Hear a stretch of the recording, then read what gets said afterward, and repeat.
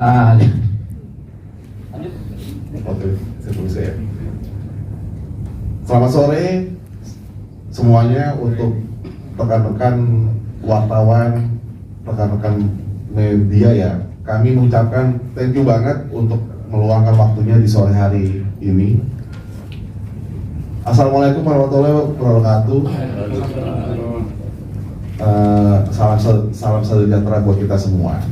Jadi tadi udah panjang lebar ya, sudah panjang lebar disampaikan oleh Bang Deo ya. Jadi permulaannya adalah di titik ini berarti Bang Deo ya. Jadi secara singkat kami dari Serikat Pekerja Jiwasraya dapat menyampaikan beberapa hal ya.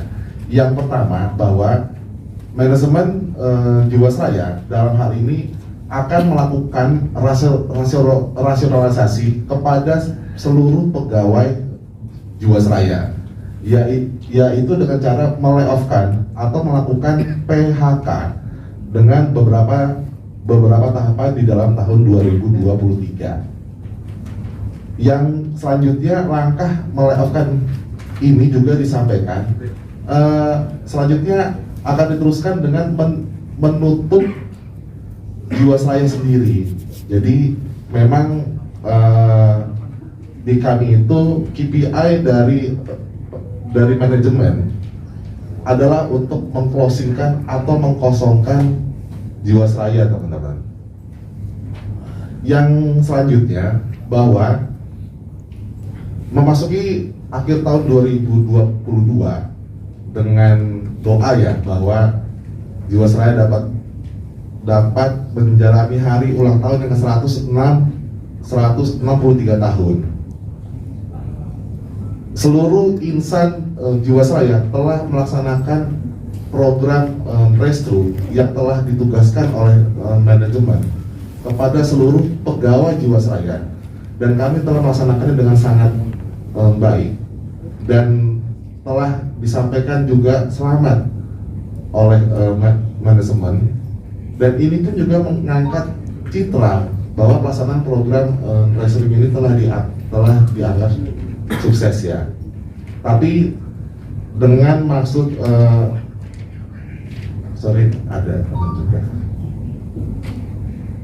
dengan maksud rasionalisasi yang mau dilakukan di start di tahun 2023 ini juga sangat mengancam kelangsungan nasib para pegawai Jiwasraya dan familinya ya. Kami menyatakan tidak setuju terhadap maksud dari manajemen ini karena beberapa hal yang belum selesai juga. Yang pertama, misalkan kondisi dari yayasan kesejahteraan kami pun juga belum clear. Kemudian manajemen juga masih mempunyai hutang untuk melakukan top up terhadap dana pensiun pemberi kerja Jiwasraya. Selanjutnya yang ketiga, bahwa di era tahun 2021 sampai dengan awal tahun 2022, sebagian pegawai Jiwasraya telah diberikan kelangsungan pekerjaan dengan mendapatkan kesempatan bekerja di perusahaan asuransi yang baru. Tapi pada kenyataannya, kami yang masih loyal sampai dengan hari ini dengan melaksanakan seluruh tugas dengan sangat baik ya, kami dihadapkan dengan kenyataan akan diberhentikan. Jadi secara review hal-hal tersebut yang ingin kami sampaikan kepada teman-teman semua. mungkin saya menambahkan apa yang disampaikan oleh Bang Diorifa dan juga Ketua Umum SP Bang David. Ya, pada prinsipnya ketika proses restrukturisasi ini dilakukan, bahwa proses restru ini tidak memikirkan bagaimana nanti karyawan akan diapakan. Sehingga ketika program restrukturisasi di mana pemegang polis sudah melakukan restrukturisasi, maka ketika proses pengalihan portofolio atau polis dari Jiwasraya kepada Agilab itu harus diikuti dengan pengalihan aset. Hanya tadi sudah disampaikan oleh Bang Diorifa bahwa prosesnya kita tidak tahu secara legalitasnya bagaimana. Nah, Ketika proses aset ini dipindahkan, maka untuk karyawan itu belum dipikirkan bagaimana nanti akhirnya. Sehingga ketika tadi sudah disampaikan oleh Bang David selaku Ketua Umum bahwa sebetulnya karyawan dijanjikan untuk berpindah kepada perusahaan baru namanya AFG Lab, di mana prosesnya adalah mengundurkan diri secara sukarela, bukan istilahnya diberhentikan oleh perusahaan, sehingga secara hak itu tidak sepenuhnya sebagaimana orang berhenti yang diberhentikan oleh perusahaan.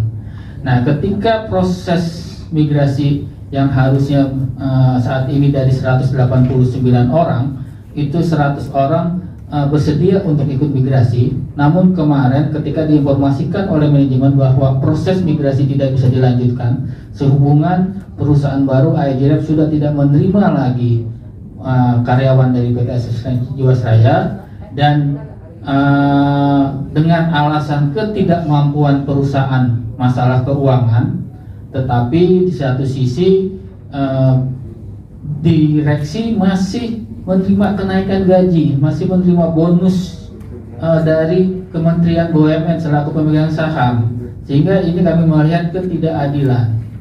Dan maka kemarin di awal November disampaikan akan adanya program rasionalisasi atau PHK secara sepihak oleh perusahaan.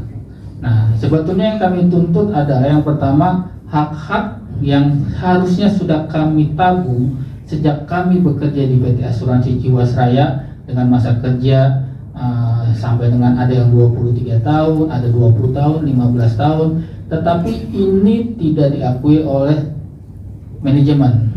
Manajemen hanya menginginkan bahwa manfaat itu adalah ketika di PHK adalah harus mengundurkan diri.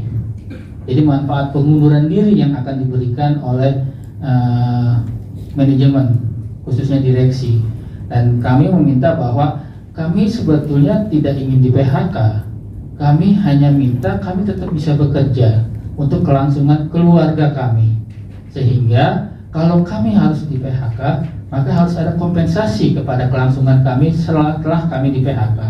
Di mana kalau kami melihat keuangan perusahaan masih bisa memenuhi, tetapi ketika tadi semua aset itu harus dialihkan kepada AFG Lab sebagaimana rencana dari Kementerian BUMN selaku pemegang saham dan juga direksi, maka ini menimbulkan ketidakadilan. Kami dipaksa untuk merelakan hak-hak kami yang sudah kami tabung untuk diserahkan kepada negara, karena kami harus mengundurkan diri, sehingga ketika manfaat pengunduran diri itu kami banyak kehilangan hak kami. Sehingga sebetulnya kami tidak keberatan Jiwasraya mau ditutup, silakan. Kalau mau diteruskan juga silakan. Karena itu tadi pada prinsipnya bahwa kami untuk ada kelangsungan pekerjaan bagi teman-teman yang bersedia untuk migrasi kepada AFG Lab, tetapi saat ini sudah tertutup pintunya. Dan bagi yang tidak ingin migrasi, kami ingin kalau memang Jiwasraya akan tutup, kami adalah penghuni terakhir atau kami yang akan mengunci. Tetapi sampai saat ini pun ketika kami bertanya apakah betul pada 2023 Jiwasraya akan ditutup, manajemen tidak bisa menjawabnya. Jawabannya hanya mereka melaksanakan arahan dari Kementerian BUMN berdasarkan Rakortas CQ adalah dari Presiden Republik Indonesia. Jadi sangat disayangkan kalau direksi yang digaji sangat tinggi oleh negara hanya bisa sebagai pelaksana, tidak bisa melakukan manajemen pengelolaan khususnya dalam keuangan Jiwasraya, di mana apakah harus seluruh aset itu dipindahkan kepada perusahaan baru AFG Lab, sementara masih ada karyawan, masih ada kewajiban tadi disampaikan oleh Bang David selaku Ketua Umum bahwa masih ada kewajiban direksi selaku pendiri di dana pensiun, yang mana itu tidak dilakukan indikasinya sejak 2018. Sebelum saya lanjut, jadi saya buka sesi pertanyaan karena ini baru depannya aja. Dalamnya kan ada persoalan ilegal pengalihan aset. Aset punya satu perusahaan besar dialihkan ke suatu perusahaan yang cuma punya akte doang, akte PT. akte perusahaan doang dibikin notaris, tahu-tahu pindah itu dalam bentuk hibah. Itu suatu pertanyaan besar, walaupun yang perintahkan adalah kementerian ya. Pertanyaan, karena ini nggak boleh.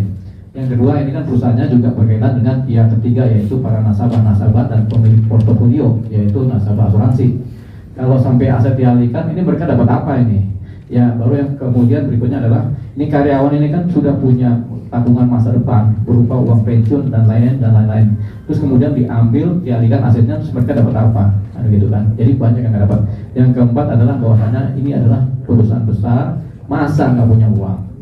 Dari zaman Belanda udah punya uang, tiba-tiba sekarang hilang uangnya, asetnya kemudian dialihkan ke perusahaan baru yang dasarnya adalah akte PT doang. Bikin akte di notaris, tahu dapat banyak banget tuh apa aset kan. Kita juga mau tuh, saya sama Pak Sego mungkin mau ya Pak ya, bikin PT masukin. Cuman ini Bang Mobil ada nggak di sini? Ada ini. Oh, ada ya. Jadi nanti ini akan jadi pertanyaan, tapi kita bahas. Tapi silakan teman-teman boleh bertanya, saya buka ruang dan waktu untuk pertanyaan. Artinya perusahaan asuransi jiwa plat merah yang memang beroperasi secara komersil ya. Mungkin kalau teman-teman tahu bahwa ada namanya perusahaan Asabria, ada juga mungkin ada juga yang pengelolaan dana pensiun itu misalkan Taspen misalkan, ya. Tapi kalau kita lihat apa perbedaan antara Jiwasraya dengan Asabri, bahwa Jiwasraya selama ini memasuki usianya 163 tahun, mungkin sampai dengan era tahun 2019 ya, ketika kita terakhir bisa menjual produk-produk. Jiwasraya adalah perusahaan asuransi yang memang tidak mempunyai backbone captive market ya. Jadi kami juga bersaing dengan perusahaan-perusahaan swasta yang lain-lainnya yang teman-teman pun juga sudah tahu ya. Jadi tidak ada spesialnya bisnis di Jiwasraya, baik itu secara ketentuan ataupun secara market yang memang dijalankan operasional oleh perusahaan selama ini. Selanjutnya, kalau tadi pertanyaannya apa sih yang terjadi di internal Jiwasraya?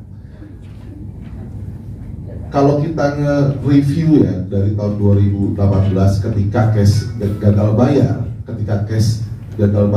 Jiwasraya itu terblow up ya, masyarakat Indonesia tahu, dan ini juga sangat mengganggu kepada seluruh pemegang polis Jiwasraya.